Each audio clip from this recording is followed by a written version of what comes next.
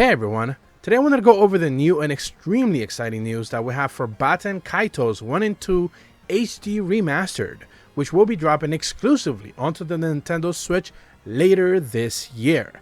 And thanks to the official Bandai Namco blog update, we now have direct confirmation that they will be making 15 different brand new quality of life improvements and brand new features will be added into the game, essentially making this HD remaster truly feel like the best iteration of these two long-loved GameCube original release games. Remember that just a few weeks back in the Nintendo Switch presentation for the Nintendo Direct that we had in February, they basically showcased and they revealed this upcoming game releasing later this year. And not a lot of information was provided throughout the actual presentation. You should be seeing the trailer originally showcased in the background. But since then, Bandai Namco has been putting up a couple of blog updates. I originally went over the first one that they provided us with, showcasing just a little bit of a couple of the changes that we got there. I'm going to be leaving a link in the description below if you haven't necessarily checked that out already. But today we have access to 15 brand new features or quality of life improvements being added into the game. So the first one that they list in their official website, which I'm going to be leaving a link in the description below, is of course the remastered HD graphics. They mentioned that battle backgrounds, character graphics, and some UI artwork has been re-rendered in HD to create the best looking Baten Kaitos experience. Alongside that, they go ahead and showcase that yes indeed, it is looking pretty magnificent in a couple of brand new screenshots. They also mention as a brand new feature that the game's entire aspect ratio has been upgraded from 4:3 to 16:9. So you should be able to enjoy battles in a widescreen format.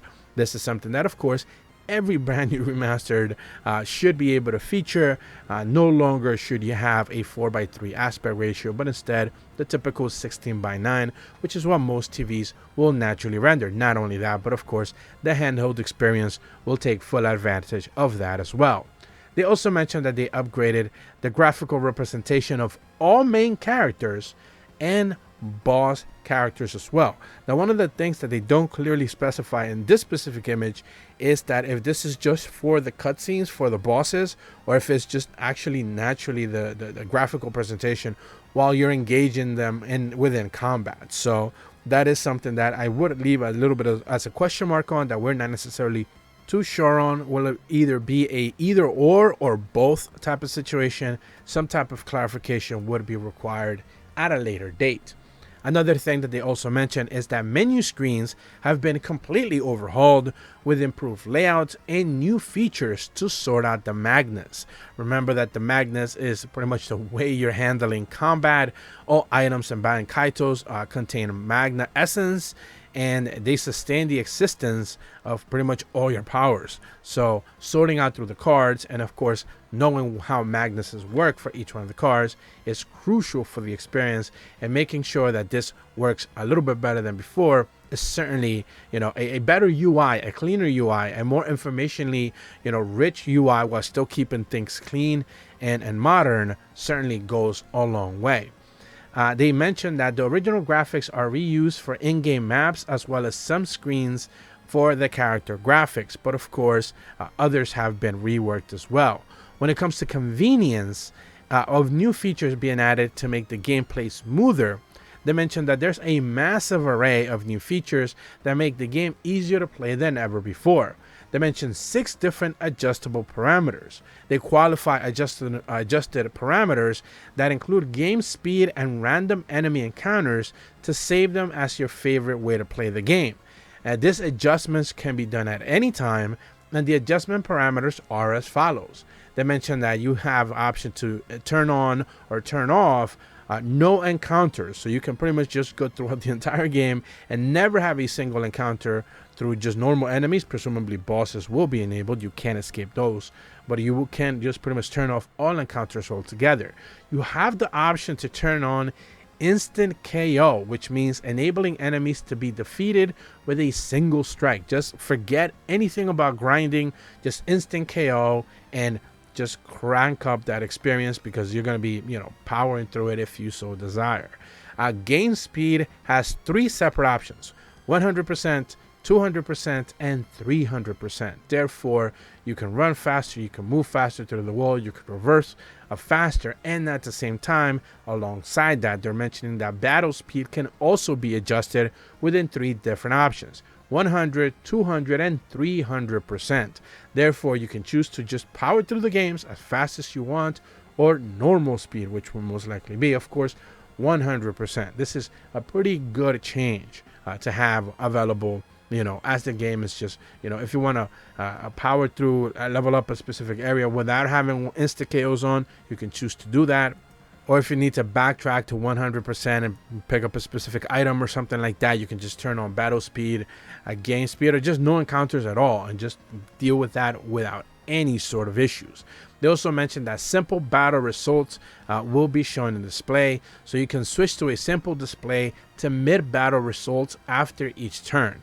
Now, we don't necessarily know what that exactly means at the end of the day, whether it is that you're seeing more or less options show up, but of course, just more faster gameplay is always good. They also mentioned that auto battles can be enabled to be played automatically. So even if all of these options are not up to your liking, you don't like the game to be sped up, you don't like the idea of instant KO, or even turning off encounters, you can still just set up auto battle and have the game kind of take care of itself. This was one of the biggest features also requested by players pretty much whenever we get to see any sort of HD remasters. They also mentioned that an autosave feature has been added. So this is of course kind of a given. Every modern game has autosaves enabled, therefore you should be able to expect that here as well. At the same time, they also mentioned that a new help feature has been made available when you check the meaning of key items and how to play the game from within the system menu. It's interesting that they didn't have a help feature before, or some sort of tutorial to how to understand the controls or whatever, but now that has been enabled this time around. Now, at the same time, whenever you're choosing to finish your story and maybe you want to play through the game again, you will have 2 brand new options: New Game Plus and New Game Minus. New Game Plus allows you to restart the game after clearing it once, carrying across your level, your rank, and Magnus from the initial run. So this is a typical New Game Plus option enabled now for whenever you choose to start.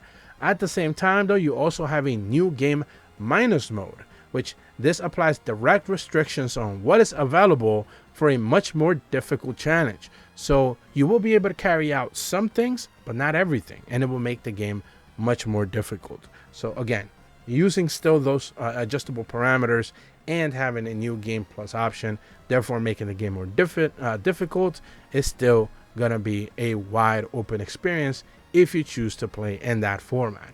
But that's about all the 15 new features or quality of life improvements, or as they're calling them here, adjustable parameter options that we are going to be seeing for Baten Kaitos 1 and 2 HD Remastered when it launches exclusively onto the Nintendo Switch later this summer.